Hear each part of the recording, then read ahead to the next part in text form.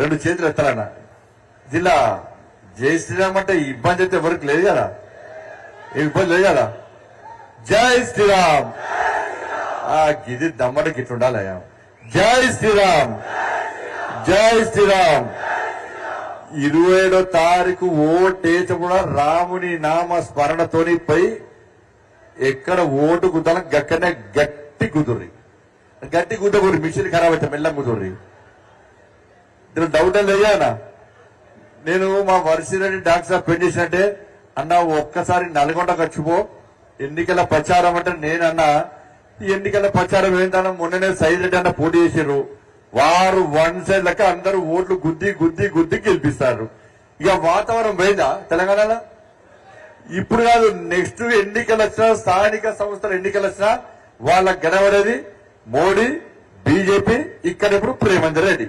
అవునా కాదా? ఇలా ముగ్గురు అభ్యర్థులను బేరీజ్ వేసుకోండి అన్న, ముగ్గురు అభ్యర్థులను బేరీజ్ వేసుకోండి.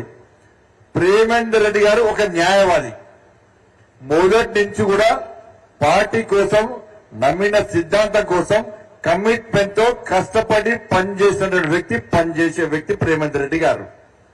ఆ రోజు నక్సలైట్లు వార్నింగ్ ఇచ్చారు, ప్రేమేందర్ రెడ్డి గారిని హత్య చేస్తామని పోస్టర్లు వేసారు, టైము, డేటు, ప్లేస్ అన్ని చెప్పారు.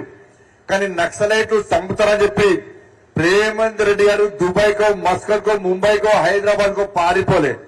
నేను నమ్మిన సిద్ధాంతం కోసం ప్రాణ త్యాగం చేయడానికైనా సిద్ధమే అని చెప్పి ఇవాళ ఎత్తిన జెండా దించకుండా కష్టపడి పనిచేసిన వ్యక్తి ఇలా ప్రేమేందర్ రెడ్డి గారు. ఆయన మీద ఏ అవినీతి ఆరోపణలు లేవు, ఆయన నిక్కచ్చిగా నిజాయితీతో పనిచేసే వ్యక్తి.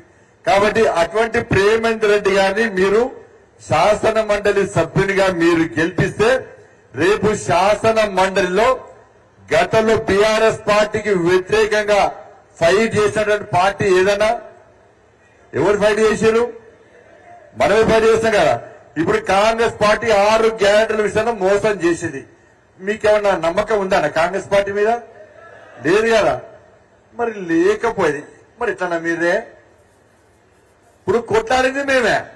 ఇప్పుడు వాస్తవాలు అంచాలి సార్, ఎన్నికలు వస్తుంటే పోతుంటాయి, మీరు ఎట్లాగో బీజేపీ కోటేస్తారు, దాని నో డౌట్. దానిలో ఇప్పుడు గతంలో ఈ తెలంగాణ రాష్ట్రంలో కేసీఆర్ కుటుంబ పాలనకు వ్యతిరేకంగా అన్ని రంగాలను పూర్తిగా నిర్వీర్యం చేసి మొత్తం సర్వనాశనం చేసినటువంటి మూర్ఖుడు కేసీఆర్. దాని డౌట్ అనవనా? డౌట్ లేదా? మరి కేసీఆర్ మీద కోపంతో ఓటు ఎవరికి వేయాలి? మీరు ఎవరికి వేయాలి? మాకేయాలి. మరి గట్టెందుకు చేసిరే కాంగ్రెస్ పార్టీకి? ఇప్పుడు అన్ఎంప్లాయీస్ ఉన్నారు, నిరుద్యోగ సమస్య మీద కొట్లాడింది ఎవరు? మేము కొట్లాడినాం. నిరుద్యోగ మార్చి చేస్తాం. టీఎస్పీఎస్సీ పేపర్ లీక్ చేశారు. లీక్ చేస్తే హైదరాబాద్ లో కొట్లాడింది మేమే. లాస్ట్ కు దానికి వ్యతిరేకంగా కొట్లాడితే జైలుకు పోయింది కూడా నేనే. తెలుసా మీ అందరికీ? టీఎస్పీఎస్సీకి వ్యతిరేకంగా కొట్లాడి జైలుకు పోయింది నేనే. నా మీద కేసీఆర్ ఏం కేసు పెట్టింది తెలుసా? పేపర్ లీక్ చేసినా నేను. ఏం పేపర్ తెలుసానే? ఏ పేపరు? సైన్సో, మ్యాథ్సో, సోషల్, అది హిందీ పేపర్ లీక్ చేసినా నేను. ఎవరైనా హిందీ పేపర్ లీక్ చేస్తారానే?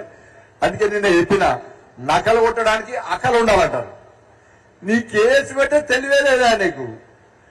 ఎవడన్నా నేను బాధపడ్డ మీడియా చెప్పిన, అరే సైన్స్ మ్యాథ్స్ చెప్తాను ఖుషి అయిపోవడానికి హిందీ పేపర్ లీక్ చేస్తాను అన్న. ఎవడన్నా హిందీ పేపర్ లీక్ కేసు పెట్టాను. నేను జైలుకు పోయినాం. మరి కాంగ్రెస్ వాళ్ళు జైలుకు పోయినా? రేవంత్ రెడ్డి జైలుకు పోయినా? ఇక్కడ నాయకులు జైలుకు పోయినా? వాళ్ళ మీద కేసులైనాయా? ఇక్కడున్న మా నాయకులు అందరి మీద కేసులున్నాయి. మా భాస్కర్ మీద కేసులు ఉన్నాయి. ఇక్కడున్న నాయకులు అందరి మీద కేసులున్నాయి.